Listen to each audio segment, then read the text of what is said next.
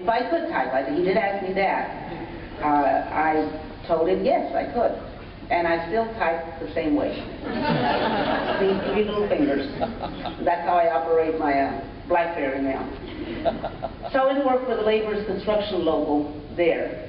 And a beautiful thing happened. I learned what a union was. I saw the laborers who would come in there and get a contract to work for decent wages. They had health insurance. So at the age of 53, my dad got to be too old to work in a cotton farm, and I said, Dad, come work at a construction local. I'll get you a job. I'll put you on the hiring list. Oh, no, I can't do it. He says, I can't work it. I said, but Dad, I said, you and my uncles built the house. You poured the concrete. You put the house up. You built a house. That's building a building. And he says, well, I don't know. He says, I'll try. The first paycheck that my dad received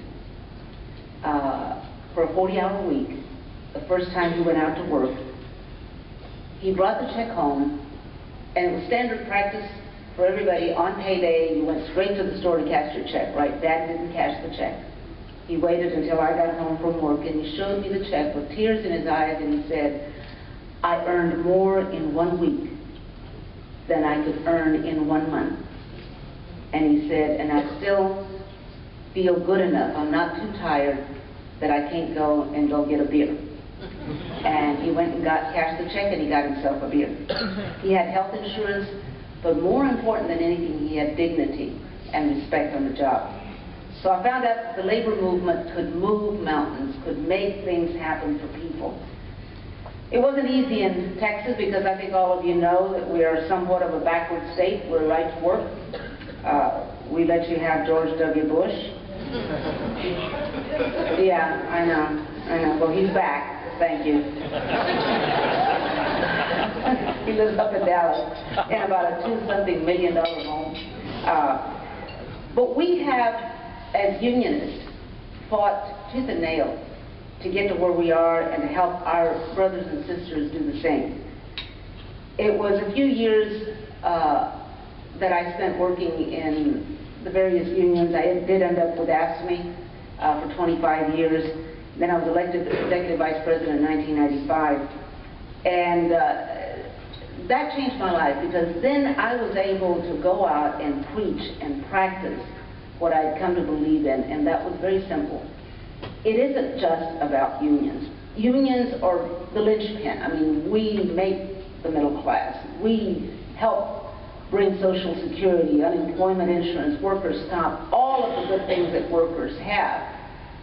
But one of the things I was telling Debbie a little while ago is the good thing about unions is that we slowly, especially here in Cleveland, you've begun to realize that we are part of the community. What we do good for our folks, for the folks that pay our salaries and pay the dues, etc., is that we're part of that community. And we want to include, and we want the community to include us in doing good and better things for everybody. And that's one of the things that I love about this movement.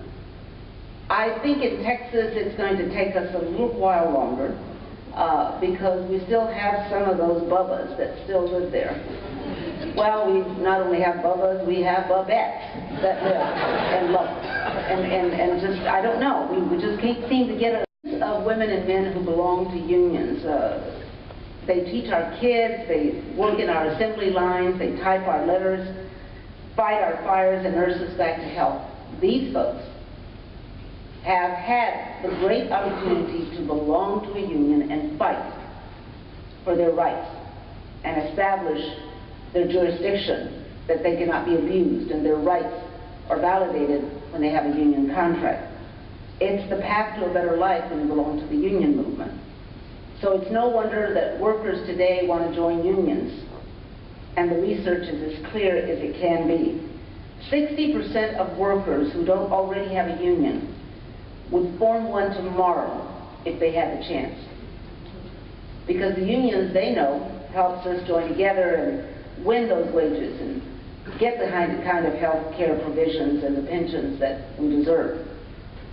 So as all of you know, and I'm preaching to the choir here about the Employee Free Choice Act, that's one way to do it. Ever since the New Deal in the 1930s, the law has told Americans that when you work hard for a living, you deserve the right to provide for yourself and your family through a union. And it's a right that is guaranteed. It's freedom of speech, freedom of association. But the truth is that here in America in 2009, you can express any opinion you want. You can worship where and how you choose. But if you want to join a union, you're in deep trouble. Your employer will lie to you, intimidate you, spy on you, and yes, maybe even fire you illegally. Nakia Parrish, a ballet dancer in Washington, found that out. So did Ann Hurlbut, a packer of almonds at Blue Diamond in California. Chris Williams, a physics professor at Pace University in New York City. And so many, many, many more people. Just this month, Kate Bruffenbrenner at Cornell published a shocking study about private sector workers who are trying to organize into unions through the current lousy system that we have under the National Labor Relations Board.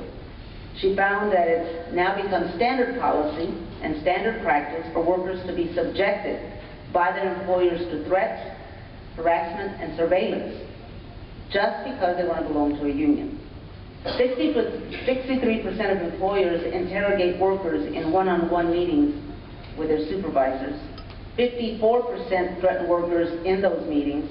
57% threaten to close the work site, and 34% actually fire workers. Those are the statistics that she has come up with, and as we know, that's awful. But what is it like when you're on the receiving end of those statistics? Just ask Glenn Trimmer. He's a pretty tough and courageous guy. He happens to be a production operator in the oil fields in Alaska. It's probably got to be one of the toughest jobs anywhere in the United States. He's a proud member of the United Steelworkers, and he volunteers to help all other oil workers organize. But he says that going through a union-busting campaign when you're trying to organize is, in his words, 10 weeks of hell.